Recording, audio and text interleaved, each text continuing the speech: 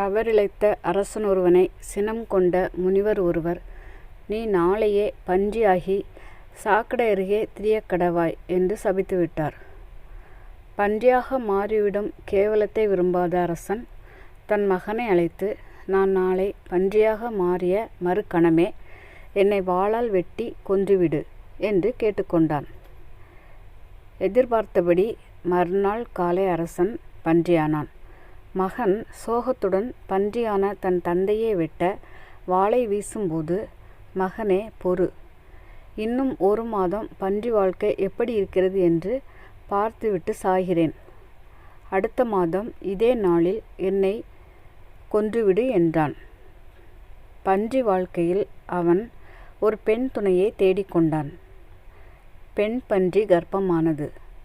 1 மாதம் கழித்து மகன் மீண்டும் தந்தையை கொல்ல வாளுடன் வந்தபோது, மகனே, இப்போது நான் இறந்தால் கர்ப்பமாயுள்ள என் மனைவி ஆதரவற்று விடுவாள்.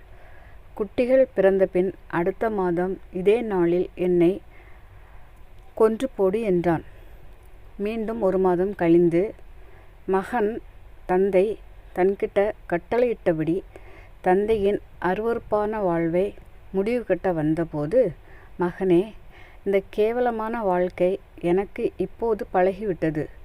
சாக்கடை ஓரத்தில் சமாளித்து வாழவும் பழகிவிட்டேன். மனைவி, குட்டிகள் என்று பந்தமும் பொறுப்பும் எனக்கு இந்த வாழ்வை அர்த்தமுள்ளதாக்கிவிட்டது. இனி இப்படியே இருந்து விடுகிறேன். என்னை இனி இப்படியே வாழவிடு. எந்த துன்பம் வந்தாலும் பழகி கொண்டு நீயும் வாழ கற்றுக்கொண்டால் உன் வாழும் மகிழ்ச்சியாக இருக்கும் என்று மகனுக்கு அறிவுறுத்தினான்.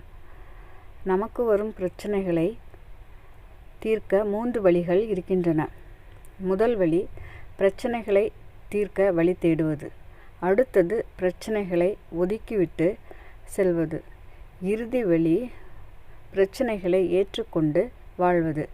பல நேரங்களில் இந்த இறுதி வழிக்கே நாம் தள்ளப்படுகிறோம். பன்றியான அரசன் மாதிரி பிரச்சனைகளோடு வாழ்வதே தீர்வாகிறது.